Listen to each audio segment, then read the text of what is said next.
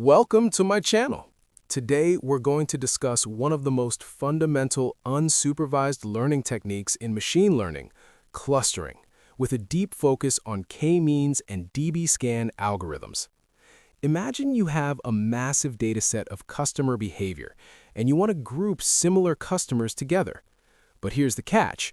You don't have any labels telling you who belongs where. That's exactly the problem clustering solves. The challenge of unsupervised learning is finding hidden patterns in data without any guidance. As you see these scattered data points, each one is asking the same question: where do I belong? This is the core challenge we'll tackle today. How do we group data without labels? So what exactly is clustering? At its core, clustering is the process of grouping similar data points together based on their characteristics, without any predefined labels. Think of it like organizing a library. You group books by topic, author, or genre, even though no one explicitly told you which books go together. The key insight here is that points within the same cluster should be more similar to each other than points in other clusters. Notice how these initially scattered gray points gradually organize themselves into three distinct colored groups: orange, green, and pink. This transformation from chaos to order is exactly what clustering algorithms achieve. The similarity lines briefly connecting nearby points illustrate how the algorithm determines which points belong together based on their proximity and characteristics. Before we dive into clustering algorithms, we need to understand a fundamental question. How do we measure similarity between data points? This is where distance metrics come in, and choosing the right one can make or break your clustering results. First, let's look at Euclidean distance, the most intuitive measure. It's simply the straight-line distance between two points calculated using the Pythagorean theorem, the square root of the sum of squared differences. Think of it as how a bird would fly from point A to point B. Next is Manhattan distance, also called city block distance. Imagine you're in New York City and can only travel along streets in a grid pattern. You can only move horizontally or vertically, never diagonally. The formula is straightforward. Just sum the absolute differences in each dimension. Finally, cosine similarity measures the angle between two vectors, not their magnitude. This is particularly useful for text data and high-dimensional spaces where the direction matters more than the distance. The formula involves the dot product divided by the product of magnitudes. Each metric serves different purposes, so choose wisely based on your data characteristics. Now, let's dive into K-means, starting with a critical step that many beginners overlook: initialization. Where you place your initial centroids can dramatically affect your final results. On the left, you see random initialization, the classic approach, where centroids are placed at random positions. The problem? All three centroids ended up clustered close together in the middle, far from the actual data clusters. This can lead to poor clustering and slow convergence. On the right is K-Means++, a smarter initialization strategy. It chooses the first centroid randomly, then selects subsequent centroids with probability proportional to their distance from existing centroids. Notice how the three centroids are now spread out, each near one of the actual data clusters. The key takeaway here is simple but crucial. Good initialization leads to faster convergence and better results. Always prefer K-Means++ in practice. It's become the default in most modern implementations for good reason. The heart of K-Means is an elegant, iterative process with just two alternating steps. Step 1 is assignment. Each data point looks at all centroids and joins the cluster of its nearest centroid. Watch as lines connect each point to its closest centroid, and points change color to match their assigned cluster. Step 2 is update. Once all points are assigned, each centroid moves to the mean position of all points in its cluster. You can see the centroids shift as they recalculate their positions. Then we repeat. Iteration 2 runs the same process. Assign points to nearest centroids, then update centroid positions. Notice how with each iteration, the centroids move less and less. By iteration 3, the centroids barely move at all, and we've reached convergence. The algorithm stops when centroids stabilize, meaning assignments no longer change between iterations. This simple assign and update loop, repeated until convergence, is what makes K-means both intuitive and efficient. One of the most common questions in clustering is how do I choose the right value of K? The elbow method provides a visual answer. Here we run K-means with different values of K, from 1 to 10, and plot the within cluster sum of squares, also called inertia, for each value. WCSS measures how compact your clusters are. Lower is better, but there's a catch. As K increases, WCSS always decreases. With K equal to the number of data points, WCSS would be 0. So we're looking for the elbow in this curve, the point where adding more clusters stops giving significant improvement. You can see the curve drops steeply from K equals 1 to 3, then flattens out. That bend at K equals 3 is our elbow point. Beyond this, we get diminishing returns, more clusters without proportionally better results. The elbow method isn't always perfectly clear-cut, which is why we combine it with other techniques, but it's an excellent starting point for choosing K. The silhouette score is a more precise way to evaluate cluster quality, and it's frequently asked about in interviews. For each point, we calculate two values. First is A, the intra-cluster distance, the average distance from that point to all other points in its same cluster. This measures how tightly packed the point is within its own cluster.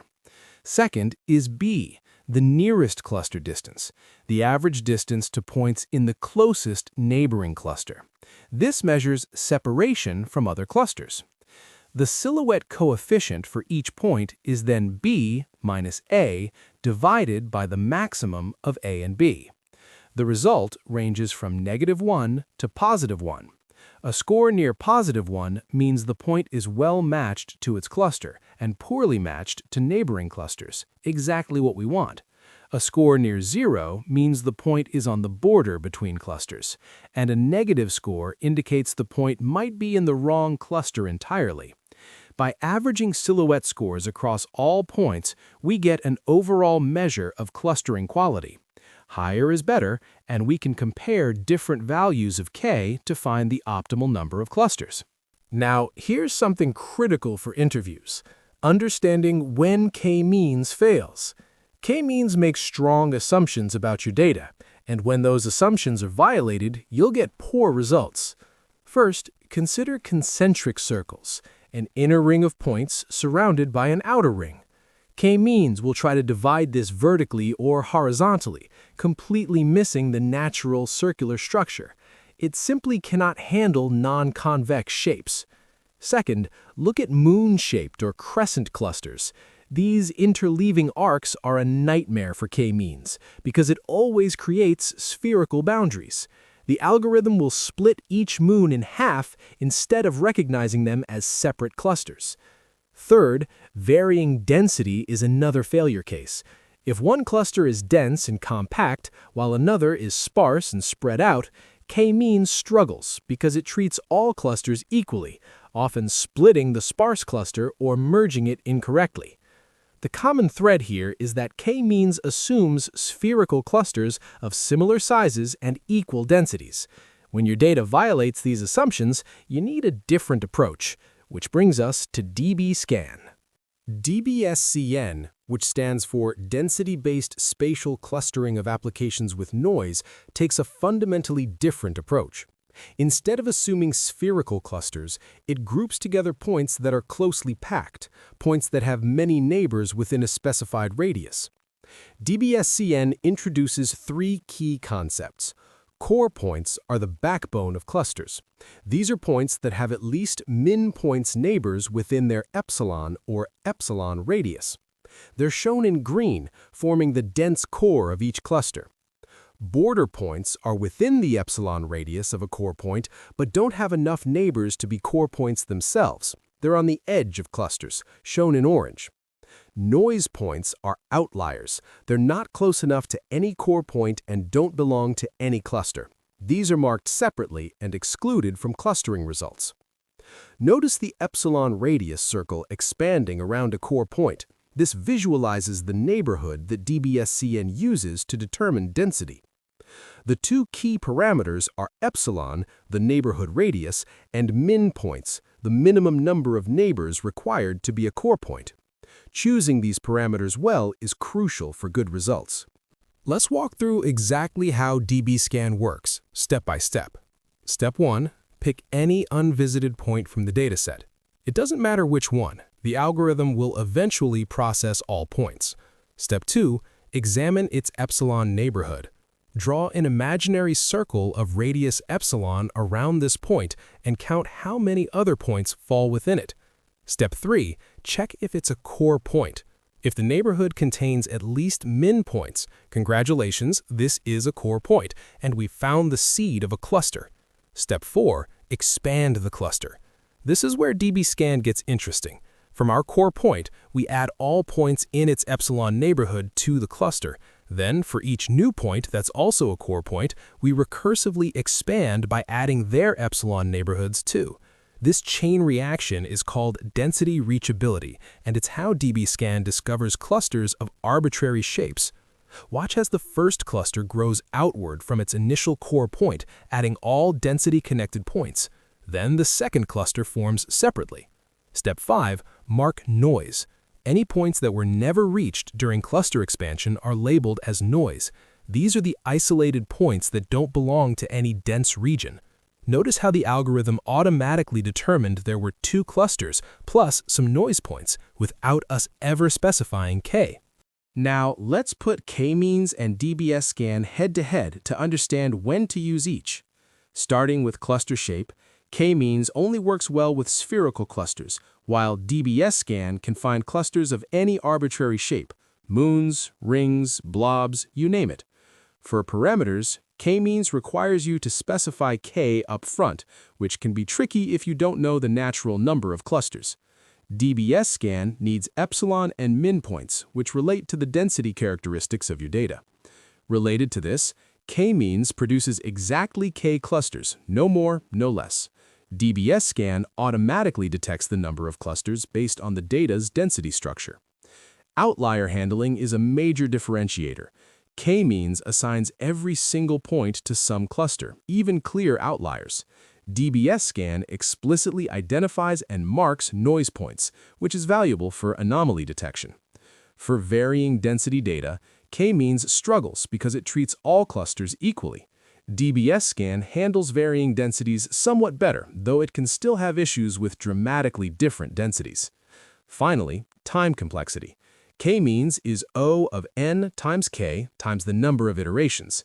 DBSCAN is O of n squared in the worst case, but with spatial indexing like KD trees, it can achieve O of n log n. So when should you use which? Choose K-Means when you know K, need speed, and have roughly spherical clusters. Choose DBSCAN when clusters have unknown shapes, you expect outliers, or you don't know K in advance. Let's wrap up with the key takeaways you need for mastering clustering, especially for interviews.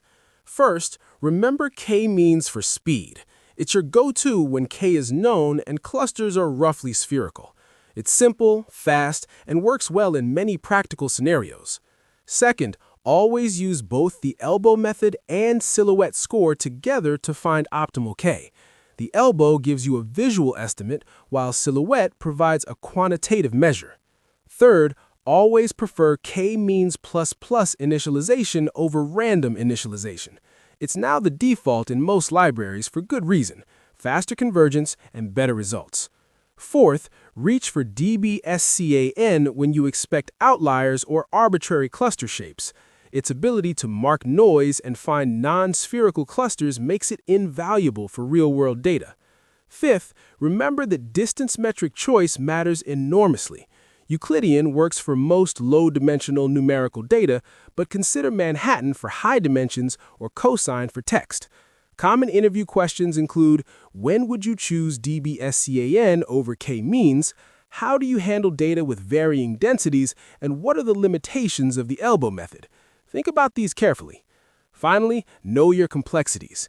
K-Means runs in O of n times k times iterations, while DBSCAN achieves O of n log n with proper indexing. If you found this video helpful, please like and subscribe to the channel for more AI engineering content. Thanks for watching.